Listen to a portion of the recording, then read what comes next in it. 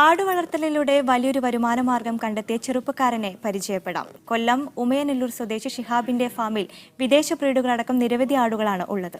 കഴിഞ്ഞ 10 വർഷമായി ആടുവളർത്തൽ രംഗത്തെ നിറസാന്നിധ്യമാണ് ഷിഹാബ്. ഷിഹാബിന്റെ വിശേഷങ്ങൾ കാണാം ഇനി.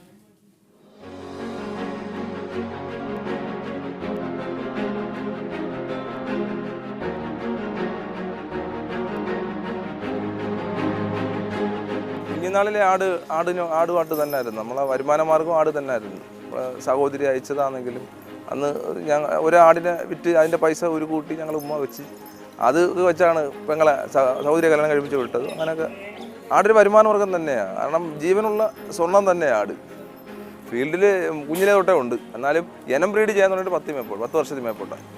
തുടക്കം ഒരാടിൽ തുടങ്ങി, ഒരു മലബാറി ആടിൽ തുടങ്ങി ഇനത്തിലോട്ട് തിരിഞ്ഞു. തുടക്കം മലബാറി ഇനം ലാഭകരം അല്ലാത്തത് കൊണ്ട് ഇനത്തിലോട്ട് തിരിഞ്ഞു. ആടിനെ നിലനിർത്തി കൊണ്ടുപോകാൻ എളുപ്പമാണ്.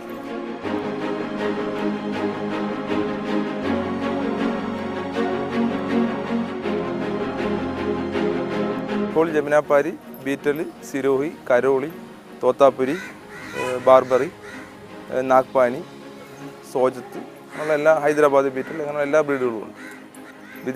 വിദേശ ആടുകളാണ് ബാർബറി ഉള്ളത്. പിന്നെ ആൽഫിൻ എന്ന ഫ്രാൻസിൻ്റെ ബ്രീഡ്, അങ്ങനെയുള്ള എല്ലാ ബ്രീഡുകളും ഉണ്ട്. ഇതിനെല്ലാം നമുക്ക് ഏജൻറ്റുകളുണ്ട്. അപ്പോൾ ഇതുമായിട്ടാണല്ലോ 10 കൊല്ലത്തിൽ മേപ്പോട്ട് ഇപ്പോൾ ആടുമായിട്ടുള്ളൊരു സമ്പർക്കം എല്ലായിടത്തും ബന്ധങ്ങളായി.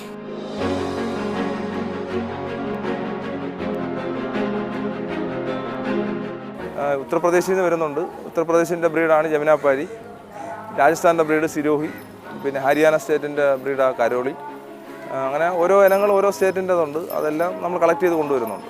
ഇതിൻ്റെ 3 മാസം ഉള്ള കുഞ്ഞുങ്ങൾ എന്ന് പറഞ്ഞാൽ 10,000 രൂപ മോഹ വിലയാണ്. 10,000 രൂപ മുകളിലോട്ട് വരും. നമ്മൾ കുഞ്ഞുങ്ങൾക്ക് വേണ്ടി ഇവിടെ ആവശ്യക്കാർ ഒരുപാട് പേര് വരുന്നുണ്ട്.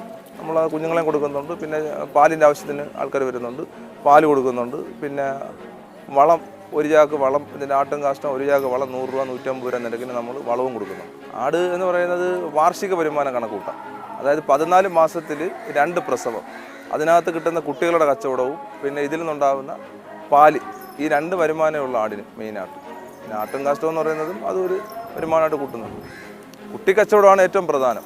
ഈ ഫീൽഡിൽ ഒരുപാട് പേര് വരണം. നമുക്ക് ഇപ്പോൾ കേരളത്തിന് കഴിക്കാനുള്ള ആടാണെങ്കിലും മറ്റുള്ള ആഹാര സാധനങ്ങളാണെങ്കിലും എല്ലാം വെളിയിൽ നിന്ന് കൊണ്ടുവന്നാൽ മാത്രമേ നമുക്ക് ഉപയോഗിക്കാനുള്ളൂ. അന്നേരം ഒരുപാട് പേര് വന്നാൽ മാത്രമേ കേരളത്തിന് അതിൻ്റേതായ വിപണി ഉണ്ടാകത്തുള്ളൂ. ഒരു മത്സരം എന്നുള്ള രീതിയിലൊന്നും ഈ ഫീൽഡില്ല. എല്ലാവരും ചെയ്യുന്നുണ്ട്, നല്ല കാര്യങ്ങൾ തന്നെ.